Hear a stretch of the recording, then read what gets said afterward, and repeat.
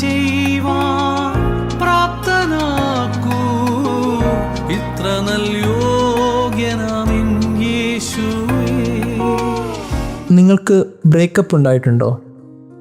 അതിൻ്റെ പേരിൽ നിങ്ങൾ വേദനിച്ചിട്ടുണ്ടോ?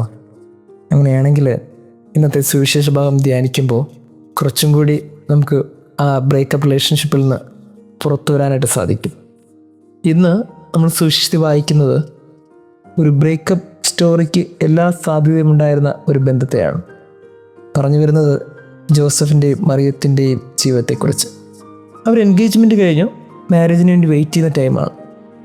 നമ്മൾ കല്യാണമൊക്കെ വിളിക്കാൻ പോകുന്നവരെ അവരവരുടെ വിവാഹത്തെക്കുറിച്ച് സ്വപ്നം കണ്ട് എല്ലാവരെയും അറിയിച്ചിരിക്കുന്ന സമയത്താണ് ദൂതൻ ജോസഫിനെ പ്രത്യക്ഷപ്പെട്ട് പറയുന്നത്, മറിയം ഗർഭിണിയാണ്, നീ അവളെ സ്വീകരിക്കണം.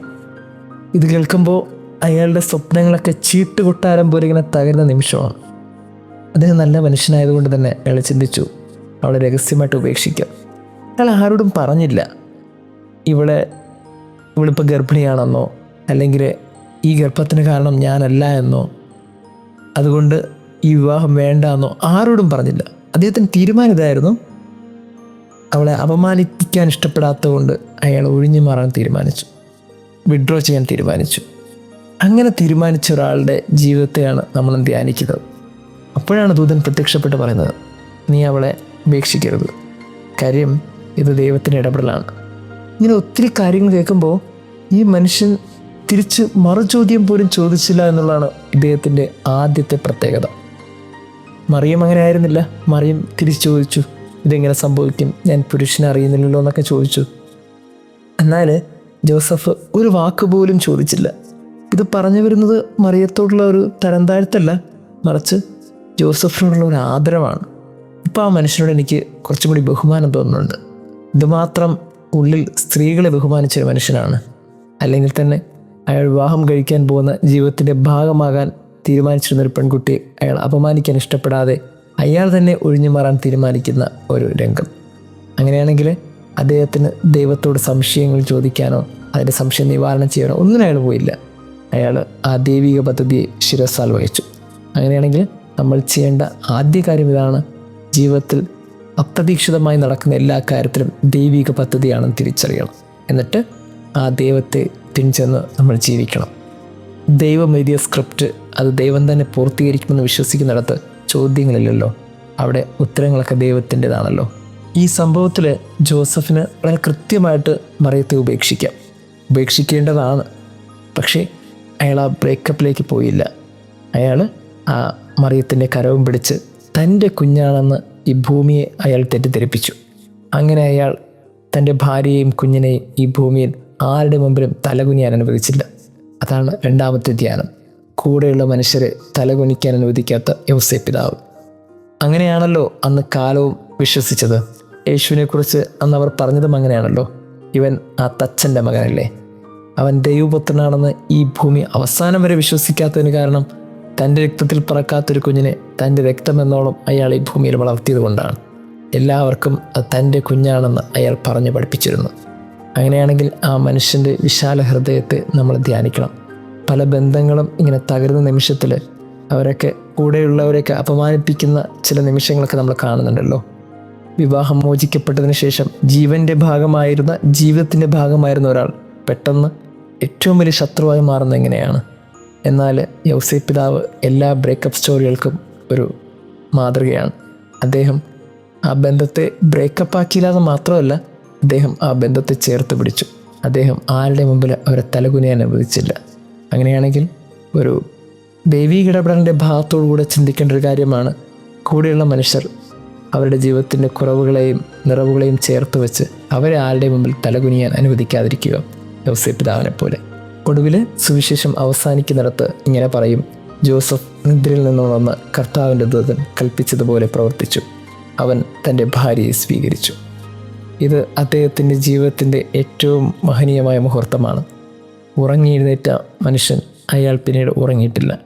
അയാൾ ഉറങ്ങാതിരുന്നത് പല രാത്രികളും തൻ്റെ ചോരയിൽ പിറക്കാത്ത ഒരു കുഞ്ഞിനെയും തൻ്റെ ജീവിതത്തിൻ്റെ ഭാഗമായ ഒരു സ്ത്രീയെയും സംരക്ഷിക്കാൻ വേണ്ടിയിട്ടായിരുന്നു. രാത്രി പകലാക്കി ആ കുഞ്ഞിന് ജന്മം നൽകാൻ ആ തിരുവീതികൾ നടന്നപ്പോഴും ഒരു ദേശത്ത് മറ്റൊരു ദേശത്തേക്ക് പോകണമെന്ന് ദൂതൻ പറഞ്ഞപ്പോഴുമെല്ലാം അതൊക്കെ ഉറക്കമൊഴിഞ്ഞ രാത്രികളായിരുന്നു. എന്നിട്ടും ആ മനുഷ്യൻ പിന്നീട് ഉറങ്ങാത്ത ആ രാത്രികൾ ജീവിതത്തിലുണ്ടായിട്ടുണ്ടെങ്കിൽ അതിനൊക്കെ കാരണം ഈ ഭൂമിയെ രക്ഷകനെ സംരക്ഷിക്കാൻ അയാൾ കഴിഞ്ഞു എന്നുള്ളതാണ്.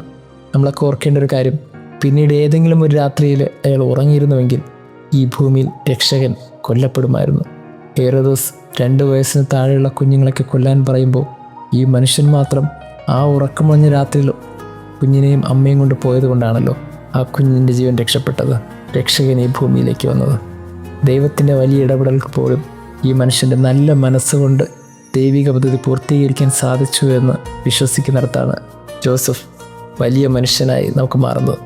ഇപ്പോൾ ജോസഫിന് മുമ്പിൽ നിൽക്കുമ്പോൾ സ്നേഹമെന്നതിനേക്കാളുപരി കരങ്ങൾ കൂപ്പാനാണ് തോന്നുന്നത്. അദ്ദേഹത്തിൻ്റെ വലിയ മനസ്സിന്, അദ്ദേഹത്തിൻ്റെ ജീവിതത്തിൻ്റെ വിശാലതയ്ക്ക്, അദ്ദേഹത്തിൻ്റെ ഹൃദയത്തിൻ്റെ നന്മയ്ക്ക് ദൈവം നമ്മെ അനുഗ്രഹിക്കട്ടെ. അടിയനേ പൊടിയോളം താഴ്ത്തിടുന്നേ, മെനഞ്ഞിടണേ നിൻ കരത്താൽ അണഞ്ഞിടും ഞാൻ തിരുസവിധേ. അടിയനേ പൊടിയോളം താഴ്ത്തിടുന്നേ, ഓ മെനഞ്ഞിടണേ നിൻ കരത്താൽ അണഞ്ഞിടും ഞാൻ തിരുസവിധേ. കഴിവില്ല നാഥ കുറവുകളേറെ, കൃപയിൽ എന്നെ നടത്തുന്നതോർത്താൽ നന്ദി നന്ദി നന്ദി നാഥ, നന്ദി നന്ദി നന്ദി നാഥ.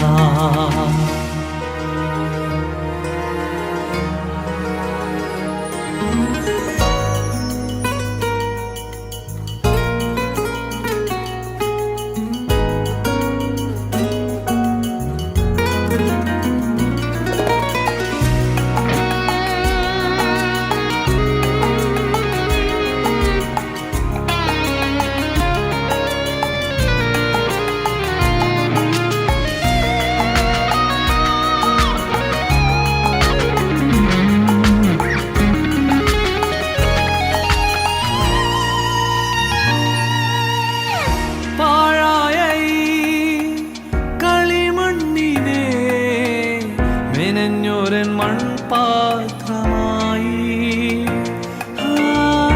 പാഴായ ഈ കളിമണ്ണിനെ മെനഞ്ഞോരൻ മൺപാത്രമായി.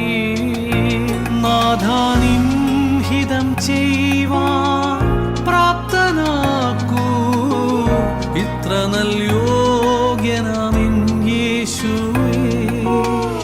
നടത്തിടും വഴികളോ നിൻ കൃപയൊന്നേ, നടത്തിടും വഴികളോ